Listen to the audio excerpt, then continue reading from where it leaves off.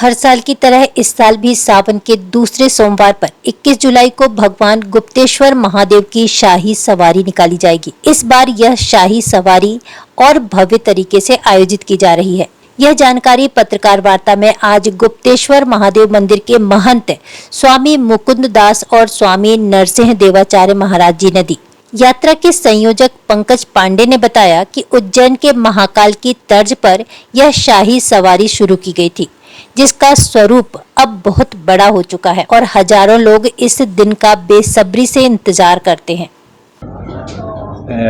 भगवान गुप्तेश्वर की शाही सवारी यात्रा जैसा कि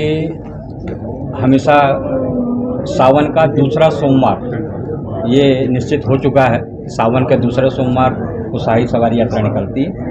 प्रातःकाल सभी संत महंत जितने भी हमारे संस्कारधानी के श्रेष्ठ जन हैं और भक्तजन हैं, सबके साथ प्रातः ठीक 9:30-10 बजे भगवान की जो गर्भगृह है, गुफा है, वहाँ पर जाकर के भगवान से हम प्रार्थना निवेदन संकल्प करते हैं। हमारे द्वारका जी और पंकज जी और आचार्यगण की उपस्थिति में कि साक्षात भगवान का जो विग्रह है, जो श्रृंगार में चढ़ता है, उनका जो चांवर है, मुकुट है, उनकी चरण पादुका है, उनका जो चेहरा स्वरूप है, उसको ही भगवान के गर्भगृह से निकाल करके पालकी में स्थापित किया जाता है और फिर भगवान का वहाँ पर वंदन अभिनंदन पूजन करके और फिर वो यात्रा शुरू होती है। शाही सवारी यात्रा और भगवान स्वयं जो है गर्भगृह से जैसे महाकाल में निकलते हैं अपने छत्र चंवर के साथ में, घोड़े और अपने सैनिकों के साथ में, पूरे जो भगवान के जितने सैनिक हैं जो गुप्त रूप से चलते हैं, नंदी भृंगी श्रृंगी सल खैल हल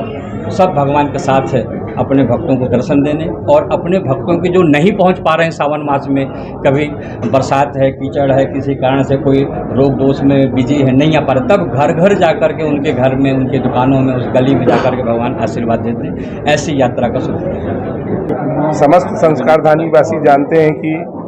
सावन के पवित्र मास पर दूसरे सोमवार को भगवान गुप्तेश्वर महादेव अपने लोगों का सुख दुख जानने, उनका हालचाल जानने के लिए शाही सवारी यात्रा के रूप में नगर भ्रमण पर निकलते हैं और पूरे नगरवासी उस दिन का बहुत बेसब्री से इंतजार करने लगे हैं, जब उनके भोलेनाथ का सारे लोग इंतजार करते हुए देखे जाते हैं। सड़क के दोनों तरफ इतनी अपार भीड़ लगने लगी है अपने भोलेनाथ के दर्शन करने वालों की, और ये यात्रा अपना भव्य स्वरूप लेते जा रही है। इस बार आपको यात्रा में बहुत सारे ऐसी झांकियाँ, बहुत सारी चीज़ें ऐसी देखने को मिलेंगी जो लोगों को पसंद आएंगी। भोले के नए स्वरूप में, भोले के नृत्य के साथ साथ भोले के बहुत सारे ऐसे रूप आपको वहाँ देखने मिलेंगे जो आपको रोमांचित भी करेंगे, आपको धार्मिक भी करेंगे। और मैं हर सनातन प्रेमी से, हर किसी से यह अपेक्षा करता हूँ कि इस भव्य यात्रा को और अधिक भव्य बनाने के लिए अपना सहयोग प्रदान करें, अपना जो धार्मिक उनकी भावनाएं उनको व्यक्त करने के लिए ये आपके पास सबसे अच्छा माध्यम है। जब आपके भोलेनाथ आपके पास दर्शन देने स्वयं आ रहे हैं, तो आपका भी नैतिक दायित्व बनता है कि अपने घरों से निकलकर उनका पूजन अर्चन करें और अपने परिवार के लिए सुख समृद्धि का आशीर्वाद भगवान भोलेनाथ से प्राप्त करें। गुप्तेश्वर भगवान की शाही सवारी यात्रा का ये 15वां वर्ष 2009 में इसका आरंभ हुआ और आज इसको लगातार आप सबके सहयोग से 15 वर्ष हो गए। ये 15वें वर्ष से शाही सवारी यात्रा निकलेगी। सुबह 10 बजे गुप्तेश्वर महादेव मंदिर से पूजा अर्चन के पश्चात पालकी में सवार होकर भोलेनाथ गुप्तेश्वर मंदिर से निकलकर अपना चौक पे, आगे वाले चौक जो शक्तिनगर चौक कहलाता, वहाँ पे इसकी महाआरती होगी।